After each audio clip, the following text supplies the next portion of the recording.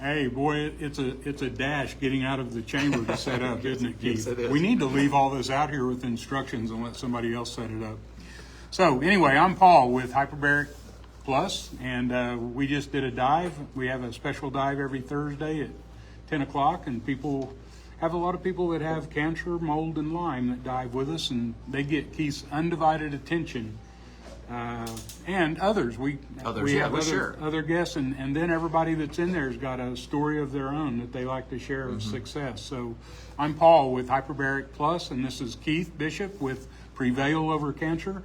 And we're going to answer questions this week because we had a bunch of them, and we had a great show last week. And I said, hey, let's just make it a Q&A next week. So that's your cue to send a question, and we'll get to it. We've got an hour to work with it. That's right. Yes, exactly. We're going to answer these questions. So here's Keith. So we'll answer the questions, and I first want to start off with, how do we know if there's a problem?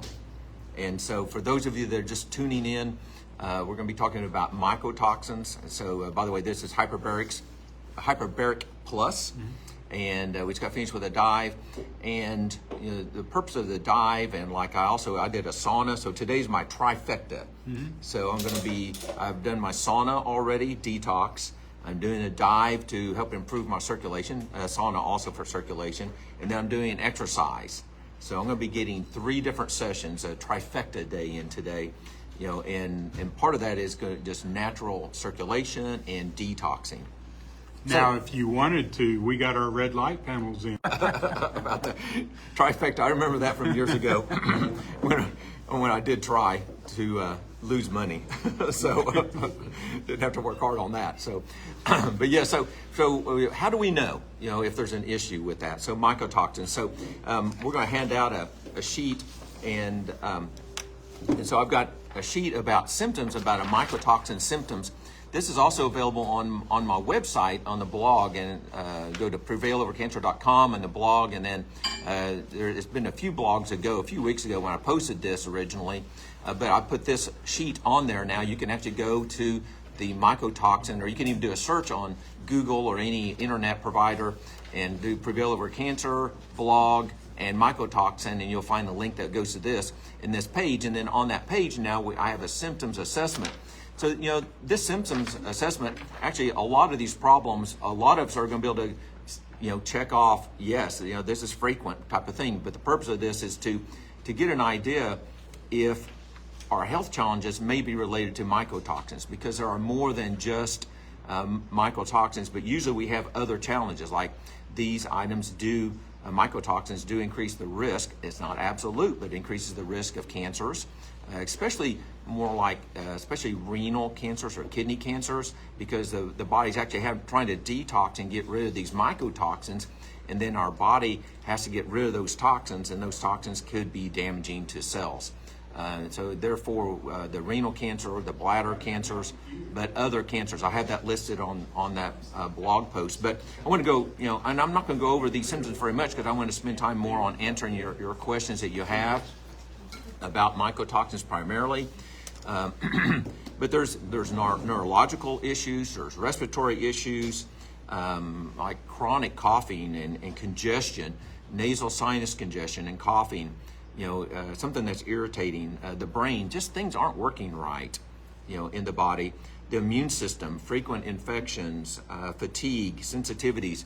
Matter of fact, it's easy to see a lot of these things as being symptoms, and this is not absolute, but if you start having a lot of these symptoms, then that's going to be the time to do the inexpensive assessments of doing a Petri dish, and we've talked about that. I have that on the blog, and you do the Petri dish to evaluate your home situation, the rooms, and your air conditioning and heating system to see if there's mold in those areas, and then gastrointestinal, all kinds of digestive issues, skin, rashes. Matter of fact, I have a history of a lot of this kind of stuff. I mean, I could easily check off almost half of these items, on here myself.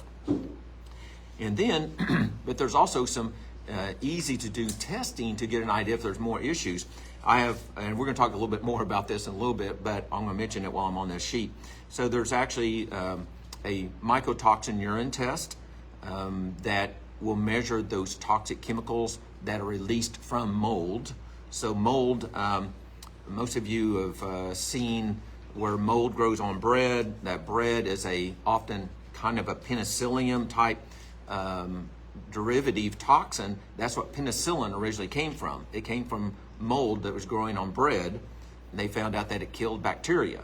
And so that's how antibiotics are made. They are toxins, mycotoxins from molds. There can be some newer ones that work in a little different way, but that's where most of them originally came from. But also, there's another test that you can do. So if you're testing and you go, gosh, yes, I have a lot of these symptoms. Do I have a problem or not? There's also what's called a VCS. It's a visual contrast sensitivity test. And there's two of them online. One of them is a $15 test, and then the other one is a free version of the same test. They ask for donations to help fund that website.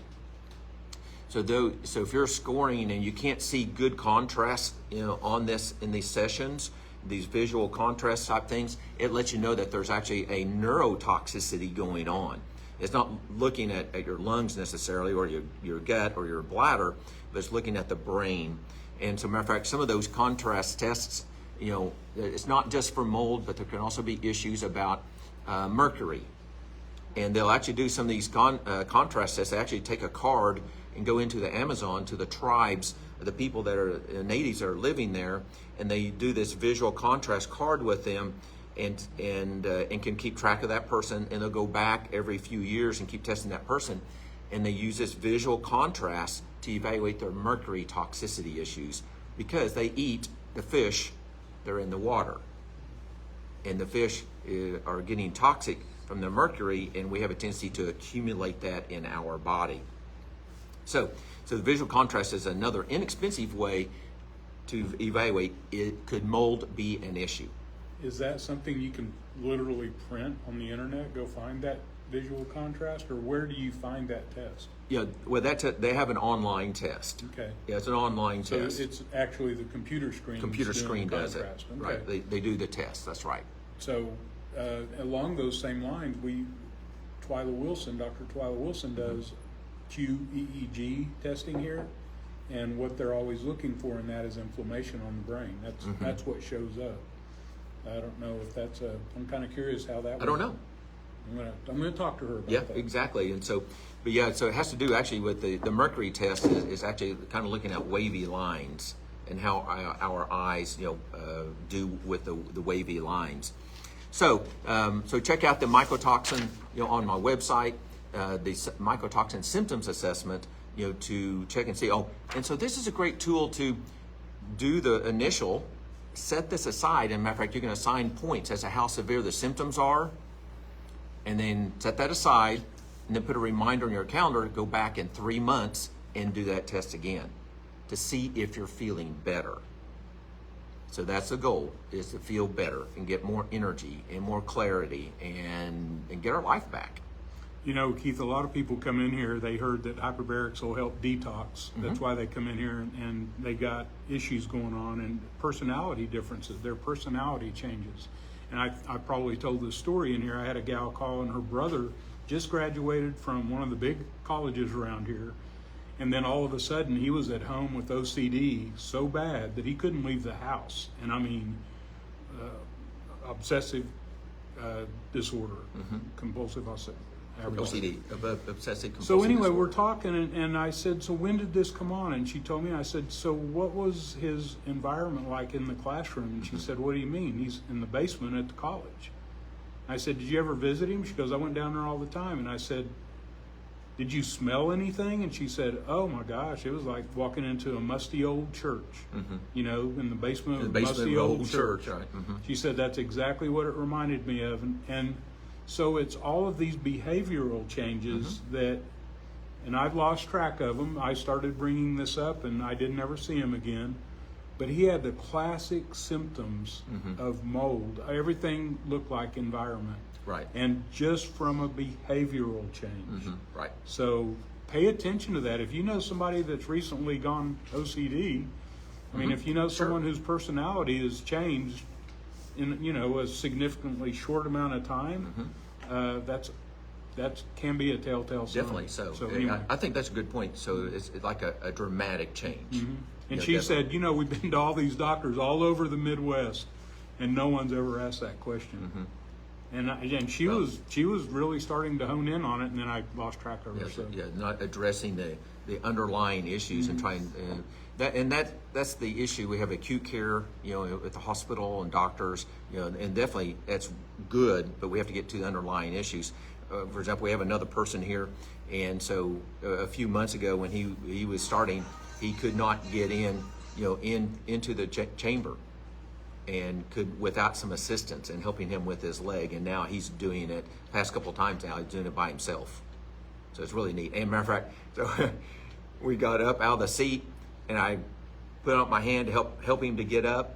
He didn't even hardly use my grip, and so he was getting up by himself. He really didn't need me. But and I'm not a very big guy, so anyway, he didn't hardly pull on me. So so it's really neat seeing the improvements. Going. Matter of fact, he's actually going through some major challenges right now, some cancer treatments. So he's doing very well with that. Okay, so we ready to go into the questions? I'm ready when you are. Okay, questions. Okay, so submit your questions, and we'll watch for those. I'm going to read some. These came in from the last couple of weeks, especially last week. So how to detox from mold? Well, detox, first of all, we have to make sure that we are also addressing the environment, and we have to remove that exposure. So whether it be food or environment, remove that exposure so we won't keep putting that stuff back in our system. But the detox from mold, actually detoxing from the mycotoxins, number one, is actually in between meals to take a binder that contains like zeolite and perhaps chlorella. There's some studies maybe suggesting that, and also activated charcoal between meals. And if you take it with a meal, it's going to bind up the good stuff and the bad stuff. But you can actually create nutrient deficiencies if you take it too close to a meal or a snack, or especially medications or supplements. But more like an empty stomach to help trap some of those, and doing the other treatments like the sauna, the hyperbarics, and exercise. But also this exercise and sauna has to be a sweat, to help sweat that out. We have to get these toxins out of our system. And sweating is a different process than urination, liver and detoxing and urination. So sweating is very important, as part of that. And then also we'll use glutathione. Glutathione supplements. They are, glutathione is the ultimate antioxidant that our body makes. But some of us have a challenge. Matter of fact, I'm one of those. It's difficult for me to make enough glutathione. So I do a test for antioxidants, or actually oxidative damage, and I have a ton of oxidative damage, which means I struggle making glutathione. So you can take glutathione, and there's what's called liposomal glutathione, and then also another one that is, it's like a couple of companies have it. It's a form in a capsule by, like one company's Zymogen has one. There's another capsule that is stable. Most glutathiones, when you open the bottle up, it starts decaying instantly. Matter of fact, there's a sulfurish smell, and but most glutathione capsules that are inexpensive actually are breaking down by the get close to the end of the bottle, they're expired. So another glutathione option is going to be even better is an IV treatment from a doctor. But when the doctors mix that glutathione, they put it in a dark bag to protect it from light and keep it from decaying and breaking down quickly. So it's special storage and special mixing, and then even special IV treatments. But those are the kind of the foundations for detoxing. So addressing the environment, exercise, sweating, sauna, and hyperbarics, and then binding and glutathione. You can also support some of the glutathione by taking NAC, N-acetylcysteine, NAC, and also alpha-lipoic acid. So I will use those sometimes also to support our body's ability to make it. Although, to even doing a test, like a mycotoxin test, taking glutathione actually like 3 to 5 days before you do the urine test will increase the amount of toxins that are being eliminated. So it really does work to help with that. So, matter of fact, when you did your repeat test, did you do glutathione? 5 days ago. Oh, okay. I wonder. Did you do it before the first test? Yes, I think so. Oh, did you? Okay. So Okay. you recommend doing the Yeah. So yeah, doing the glutathione supplement before a mycotoxin test will increase the amount of mycotoxins being eliminated. So mycotoxins are fat soluble. So sometimes this exposure that we have, exposure today can impact us 20 years from now, or the exposure we had 20 years ago can impact us today, and because it's fat soluble, it's stored in our fat cells. So that's actually, toxins are one reason why some people have a difficult time losing weight. And I have a few clients over the years that the only way that they can lose weight is by supporting their liver function significantly. And that's the only way they can lose weight. And whenever they back off of their liver support, they don't lose weight. So, or burn fat. It'll be more specifically about burning fat. Social media doesn't like me to say that term though, so that's body shaming. But on that, so those are the basic ways and protocols for detoxing mycotoxins. I have more information on my blog post. Which supplements do you recommend for thyroid issues such as Hashimoto's? And so Hashimoto's, which is an autoimmune thyroid issue, and so it does come back to having the appropriate amounts of things like selenium and zinc and magnesium. The selenium is necessary for the thyroid. Well, all of those nutrients are necessary for the thyroid to work appropriately. But for Hashimoto's, actually, there's an autoimmune issue. So we have to address the gut issues, is a common issue with that. But also mold toxicities are a factor for that, for Hashimoto's and most autoimmune issues. So it's kind of a difficult question, but those are some basic supplements. And I've actually seen people get better with that. LDN, a prescription product, low-dose naltrexone, is another item that a lot of practitioners will prescribe. And that helps to kind of reboot the immune system. But then if we're not addressing the underlying gut issues or mycotoxin issues, the Hashimoto's will not get better with that. And another question about what do you recommend for the liver?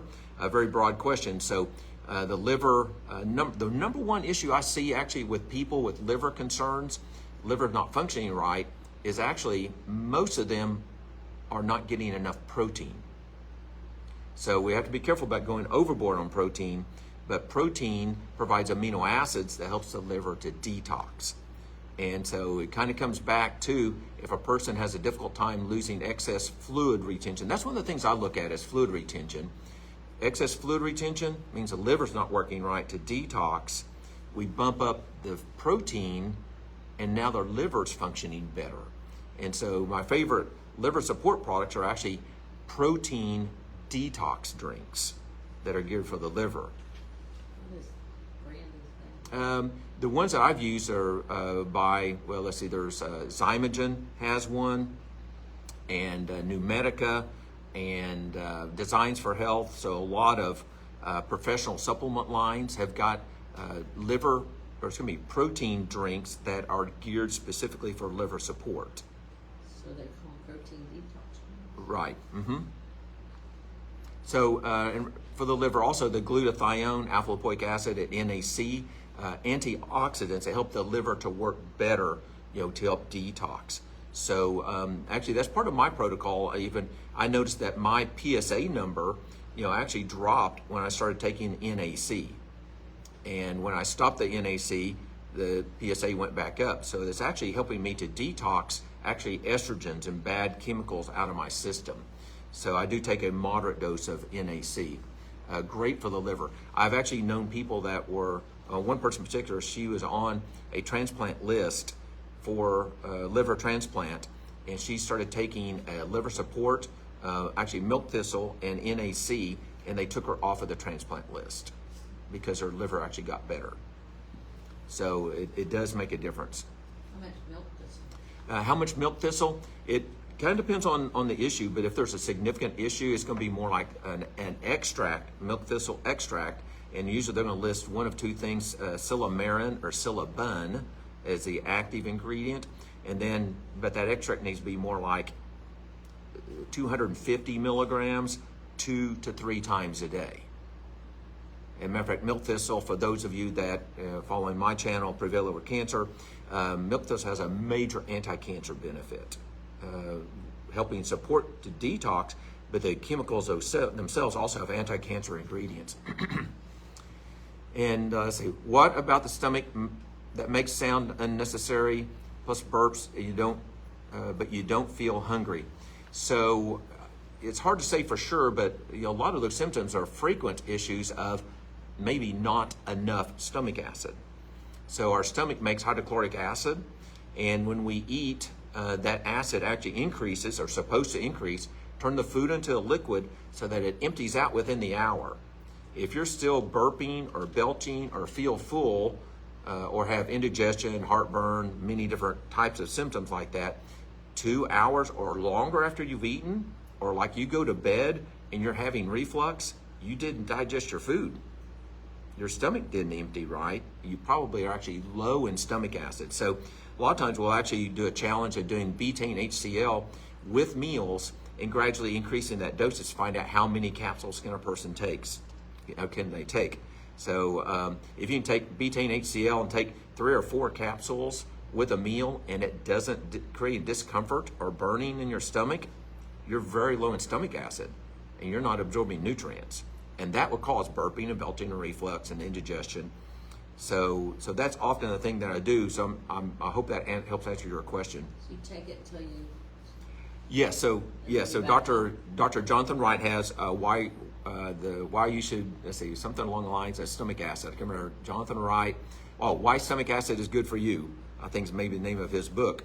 And but he actually recommends you keep increasing that dose. And I've had 2 young people that did take, one gentleman, he took 10 capsules before he kind of noticed a little bit of something in his stomach. So he ended up taking quite a few. In fact, in that process, some of his muscle tics, actually he was having some weird ticky things going on, muscle spasms. And when he started taking that, those went away. He was absorbing his nutrients. And another client, she took 20 capsules at once and had the best day of her life. I think I mentioned that last week. And so because she absorbed her breakfast and she was able to go out and hike and have fun with her family and friends, on that picnic or that camping trip. And so now she doesn't take that many, but actually I take 3 to 4 of those capsules most of the time when I eat my meals.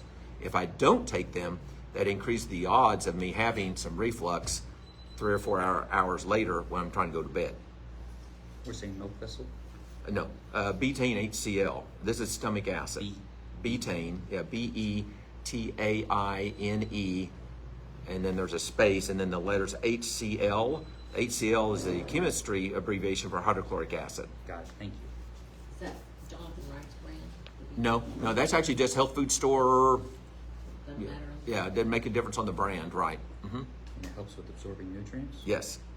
And so my clients that we do a fasting urine and saliva pH, and if they are in an acid state, that means low in acid, and they're in an acid state, they're low in nutrients like calcium and magnesium and potassium, we actually will have them start taking the betaine HCl with their meals.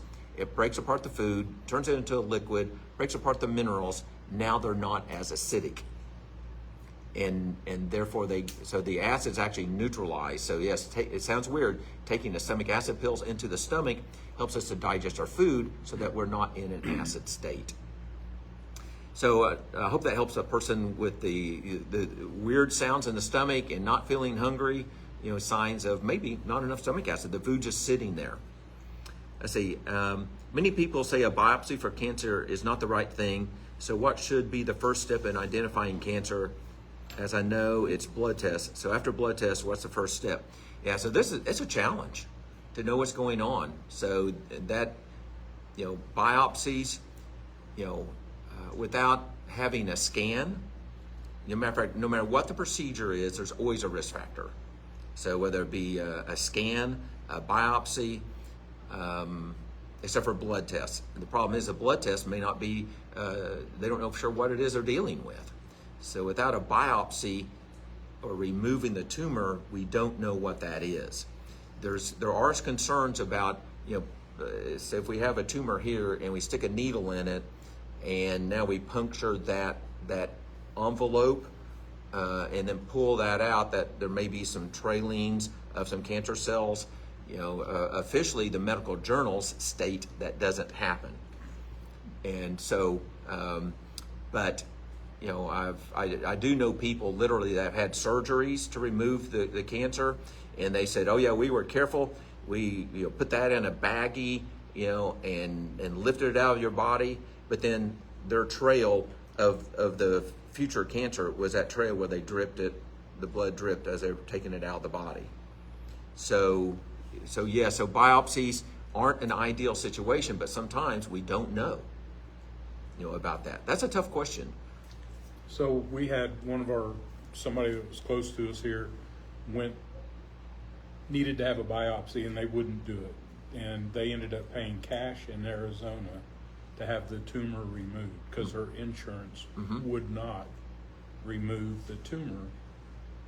Right. They wanted to do a biopsy, and Right. she absolutely said no way, and they had to pay cash to get that done. So are we ever going to see some of this relax a little bit? I mean, is that just going to be a common, is that the battle? I don't think we're going to see it change in our lifetime. Okay. With the established medical procedures and insurance and things like that. Although, you mentioned, going to another state, there is a hospital here that does some cash surgeries and surgeons that are very good, and they're outside. Matter of fact, they don't take insurance. So they actually, they do surgeries like that.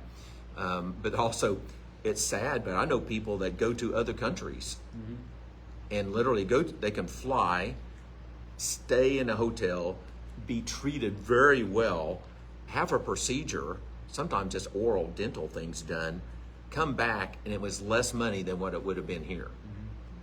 Had a little kind of a vacation, although I don't want to be in They pain. call it if a I health go on a vacation. health vacation, Yeah, or there you go. a health vacation. So it's really sad. So very, very expensive on that. Do y'all have any questions or anything? She asked if you were naming a specific place. Yes. Oh, well, actually, they were going to Central America, and I think it was Costa Rica for a dental type thing done, and it was less expensive. They went and they did all that, and it was less expensive. And matter of fact, they were in their chair looking out at the ocean, and while the procedure was going on, an open air and ocean and palm trees, a great situation. It was a great thing for them.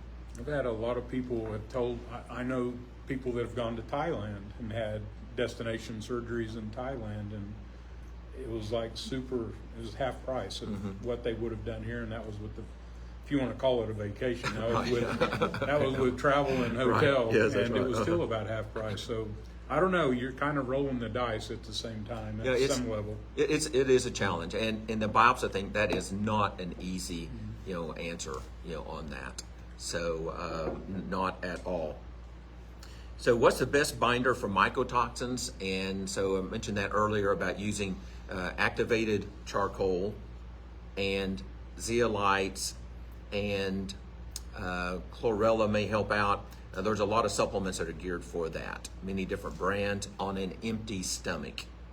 And that's just part of a treatment. That's not the whole treatment for mycotoxins. Can you tell us what it means to have an empty stomach?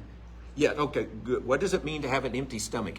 And that means no closer than an hour before or 2 hours after food. Yes, great question. So if any other time, then it's still going to be in the stomach, and could be an issue. Taking some fiber type items may also help out. And so there are fiber supplements that are available, but same thing, you have to take those more like an empty stomach. If you take the fiber with your food, it's going to bind up the food, and you're not going to absorb those nutrients.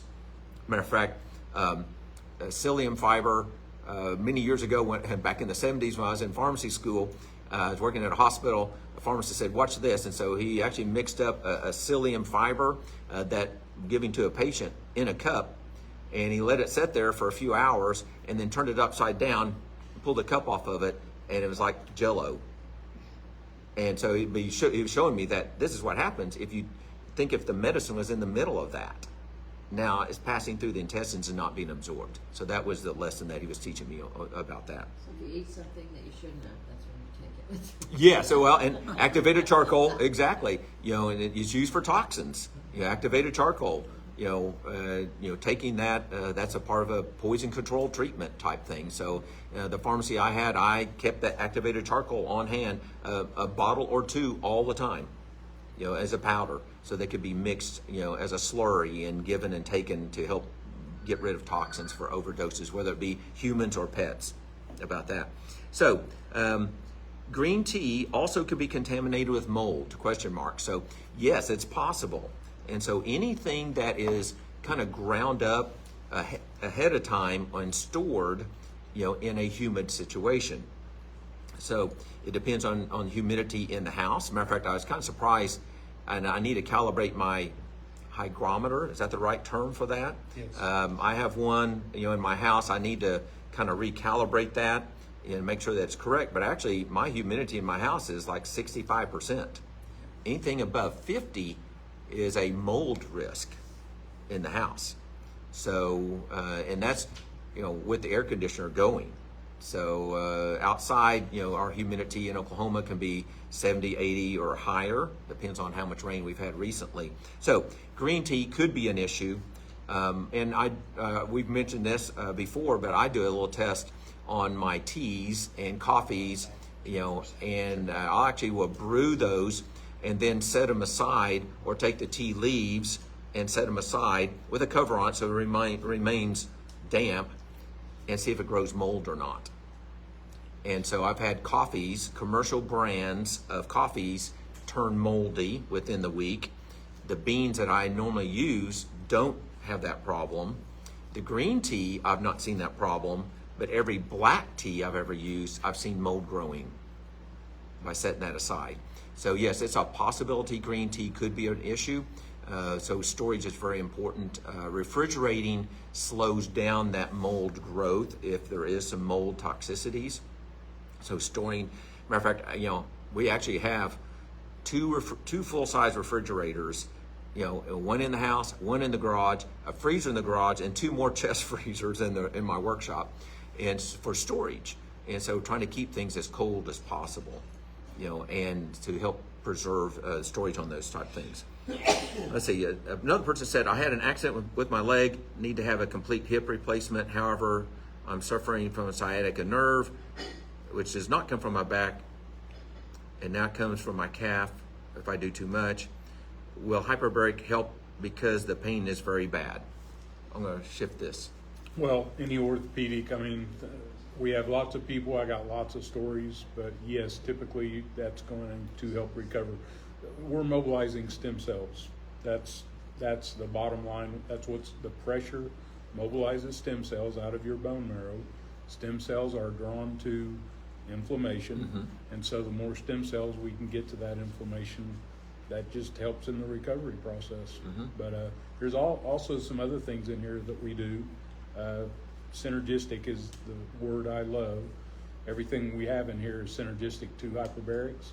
I want 1 and 1 to equal 3 on just about everything that we do. So it's a matter of meeting you and come in and check it out. Yeah. Or if you're remote, look into a hyperbaric clinic around you. Yes, definitely. Hyperbaric is definitely an option to help speed up the healing process. If it does come into having a surgery, I'm finally making inroads with some of the plastic surgeons around here. 2 sessions prior to your surgery and 8 sessions immediately. I've got people now having full hip replacement, leaving the hospital and coming and getting in the chamber because it's so beneficial. Right. If you do that 10-session protocol, recovery time's about 1/3. It just enhances your recovery that much. Good. And people don't believe me until they do it. Right. So. Okay, great. Thank you. Am I accepting patients? Yes, I'm accepting. I'm not a medical doctor, so I don't call them patients, but I accept clients, yes. And so I have a coaching page on my website at Prevail Over Cancer. Matter of fact, I offer a free 15-minute consultation with people, just initial consultation, just to kind of find out a little basic information, see if if I'm a match for them, if I'm a match for them and they're a match for me, and type of thing. So yes, I do accept new clients. How bad is it for water to drink out of plastic bottles? I'm greatly concerned about plastic bottles and plastic cups. There's nanoplastics and microplastics, in plastic and paper cups. So I do everything I can to limit that exposure. So acidic beverages, and hot beverages will eat away at those plastics, but even water bottles. Matter of fact, many years ago when I first started thinking about this was before they could measure the microplastics. I had a plastic water bottle that I put in my truck, in my toolbox. And literally I was thinking, I'm gonna keep it there for an emergency situation and in case I need it. And sure enough, so a time came, it really wasn't an emergency, but there's that water bottle. I pulled that water bottle out and drank it, and it tasted like plastic. And the plastic had been, infused into that water. I didn't drink it. And from that time on, actually that was about 20 years ago, from that time on, I limit my exposure to plastics and paper cups and things like that. So, in fact, Paul has got a stainless steel cup here, and that's what I try to do. Matter of fact, I have stainless steel cups in my truck, in my wife's van, in my horse trailer. I have stainless steel containers I take. I try not to use plastic. I don't think I have to be perfect all the time. I try not to do the plastics. Microplastics are estrogenic, and that means that they attach to cells and can stimulate cells like estrogens do. And so that's going to affect many different cancers, including especially breast cancer, ovarian cancer, endometrial cancer, prostate cancer, and the whole gut. The esophageal, stomach, and colon and rectal cancers have estrogenic receptors that can stimulate those. So therefore, I'm very careful about exposing myself to the cups. Matter of fact, on social media, I've seen things where they actually, take actually they're taking a Coke can, but Coke cans also are plastic lined. So aluminum cans, beer cans, soda pop cans are plastic lined. Literally, they'll take a caustic soda and eat away at the aluminum can, and it leaves a plastic bag inside with the soda pop in it. Okay, so I'm trying to be very careful about my exposure to those. Well, talk about exposures. One of our clients called me the other day and said, Paul, did you ever think of? Oh no. So that is my coffee cup. That is the gasket that goes on top of my lid in my coffee cup. And they said, why don't you pull that gasket off and see what you find? So I just pulled the gasket off, and I hope that's coffee. Coffee and oils. And oils. And other things may be there too. But yes. they found bad things in that situation. Mm-hmm. So I just did this live on PrevailOverCancer.com on Hyperbaric Plus. But anyway, y'all check that. There's a gasket on the top of your coffee cup, and you have no idea what that is. That's right. I'm not going to send it in for testing. I'm just going to keep it cleaner. Yes, exactly. So we have to do the best that we can. Yeah. We take ours apart and put in the dishwasher. Do you? Yeah. Well. Yeah, you wash them, and now you also have to be careful about the heat. Yeah. Well, you have to also be careful about the heat on some of the harder plastics. Do better in the heat.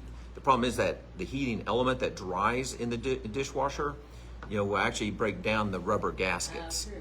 Okay, and release that so that they're going to be more.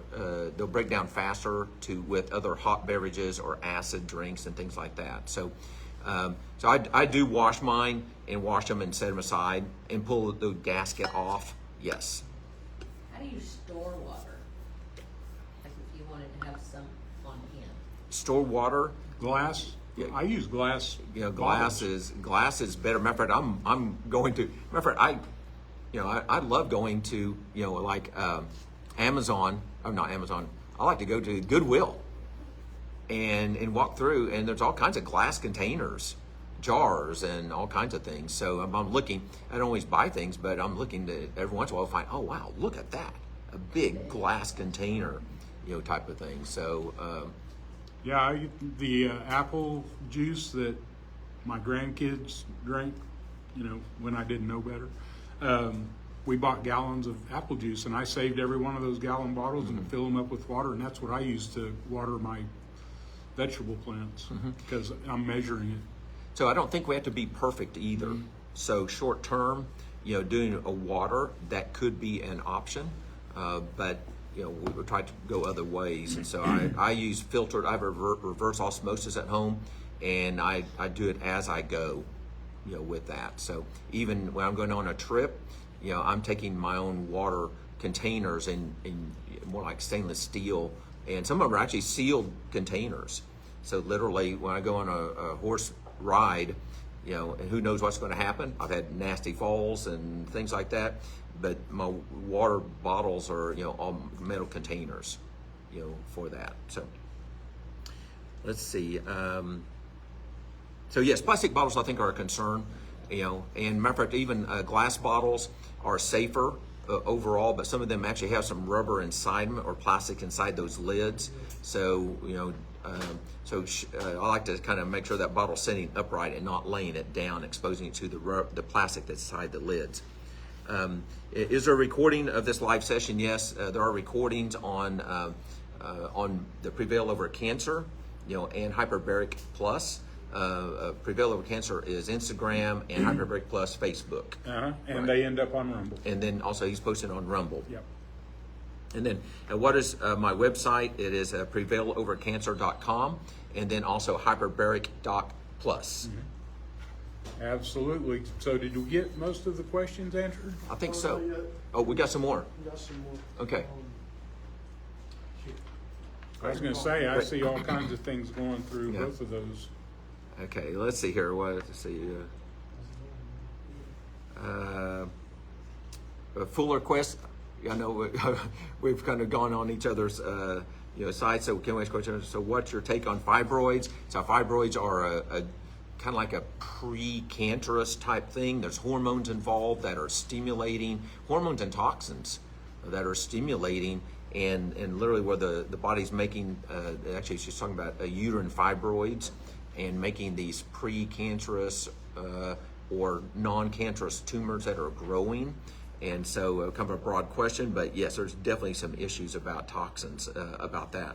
Didn't you have success with someone that had that in their lungs and they got on a Yes, NAC? yes, that's correct. Actually, my wife, there's fibroids can happen in many different places, and I know with Fuller Quest, she does the, I believe it's uterine fibroids, but actually my wife, and I've had several clients actually with fibroids, in the lungs, and we do NAC at a high dose, 1,200 milligrams twice a day, and literally in that thins it out and get rid of it. And then even some other kind of like other cancerous, pre-cancerous type issues where they've actually coughed out chunks of stuff and then no longer have any problems with that. How do you remove unwanted protein from blood, which makes your urine foam? I'm not sure what's going on with that, so have to admit, I'm not sure what that would. I'd have to look at a lot of other blood test factors and see what's going on to be able to answer that kind of a question. Yeah, and so Fuller Quest, there's again about fibroid tumors. Somebody from India saying hi. So what do you feel about toxins being consumed through diet, pesticides, and herbicides? We have a major problem in the United States, and actually in many parts of the world. There are so many toxins that are used and sprayed on our food that we don't even understand how serious a problem it is. And I try to do everything I can to go with organic as much as possible. I do the EWG to help out with some of that environmental working group. They have a clean 15 and a dirty dozen to help guide some of those decisions, but I'm still trying to go with organic as much as possible. I do grow some of my own. I don't have a lot of time, but I grow some of my own vegetables and fruit so that I can have some seasonal type things. But it's a major issue. And matter of fact, even I know there's a dairy here in Oklahoma that they use all kinds of chemicals on their vegetables, on their crops that they feed as a silage for the cows, that make the milk and ice cream products that we buy. And so it's all in the system. And so so I don't do much of that. So I try to be good most of the time. I think it's probably fair to say that most of your clientele, Keith, follow the liability issues from Big Pharma on vaccines, that they're shielded from liability. Mm-hmm. So you know that's what all this is in front of our federal government right now, where they're trying to shield these big Right. pesticide companies that you're talking about. They're trying to give them that same immunity, and it's in front of our legislators. And I know they're breaking at the end of this week, but there were supposed to be some votes the end of this week that I sent my representatives, that we are not going to give pesticide companies immunity Right. on pesticides. They're killing us. That's right. I mean, it's that simple. Why would we give them immunity? Right. And this is all with the Roundup and Monsanto and Yeah, and they're changing. And they're changing. You know, we're getting smarter, and due to social media, you know, and classes like this, we're getting smarter and learning that, okay, there's the issue with certain chemicals, and so what do? They switch to a different chemical, and we don't know what it is, and the government doesn't even, monitor it. not called Roundup anymore. They got 2 other chemicals. that Exactly, mask and them. those chemicals are just as bad, if not worse, in animal studies. We don't know how bad they're going to be. That's We right. need the last 25 years to understand how bad they're going to be. That's and right. that's why we don't, let's do the human studies before we go down that path. We got to get away from chemicals. That's I mean, correct. it's killing us. That's correct, and so it is set up so that the companies can do and use, and farmers can use whatever they want, and we don't even know. So yes, I think pesticides and herbicides are definite issues, and so I try to go organic as much as possible. But then, when I go out to eat, at a restaurant, I'm not going to freak out about it, because I know most of the time, most of my food is in better shape. So I try to do as much as I can, as much as I can. So any other questions? We just have another minute or so. I covered it up. Oh, another question too. What is your take on high cholesterol? Is it good for you? So cholesterol is a chemical that's necessary for our body, and it actually is a precursor to our hormones. We have to have cholesterol to make vitamin D, and testosterone, estrogens, progesterone. Without the cholesterol, those are going to be low, and now every cell is not going to be functioning right. So we do have to have cholesterol. Is high cholesterol a problem? For some people that have a major atherosclerosis plaque issue, they have a wound that's forming inside there. Yes, the cholesterol can stick to that, but it wasn't the cause. It wasn't the problem. There's another underlying issue. So so we have to sometimes try to get that crud off of there. There are protocols I use. I use some enzymes on an empty stomach to eat away at that plaque. Matter of fact, it's interesting. Taking those enzymes on an empty stomach actually lowers your cholesterol indirectly, without doing the statin drug type thing. Is that why so many people are doing apple cider vinegar protocols, or adding that to their daily regimen? No, the apple cider vinegar, a couple of things. It is an acid, so if you take it with a meal, it's going to help you absorb your meals and your food and nutrients from the meals. And then also taking it, especially before you eat, maybe with your meal, actually helps lower blood glucose some. And I don't fully understand that impact, but that's actually a little bit more of a detox and weight loss and blood sugar control. Well, let's call it a week. Appreciate everybody being here again, and couldn't do it without my buddy here, Keith, at Prevail Over Well, Cancer. thank you for hosting us. Well, this And- is so much fun, and all getting us here. my clients keep referring to our community, and I love that term. Everybody comes in to help each other, and they're all cheerleading each other. So thank you Right. again for being here and guiding them. Yeah, that's great. I enjoy And, it. I'm Paul at I'm going to be Prevo. I'm Paul at Hyperbaric Plus. I'm glad you all joined us again. Yes, thank Look you. for these full episodes on our Rumble channel on Hyperbaric Plus. and it'll be on Facebook, leaves them up for 30 days. 30 days, okay. And then they come off, and that's when we repost them on our website. Okay, So, great. I appreciate you guys. Be here next week. Don't know what the topic will be. We'll Don't know figure yet. that out after we That's get right. offline here. See y'all later. Appreciate it. Bye-bye. Keith, Yes.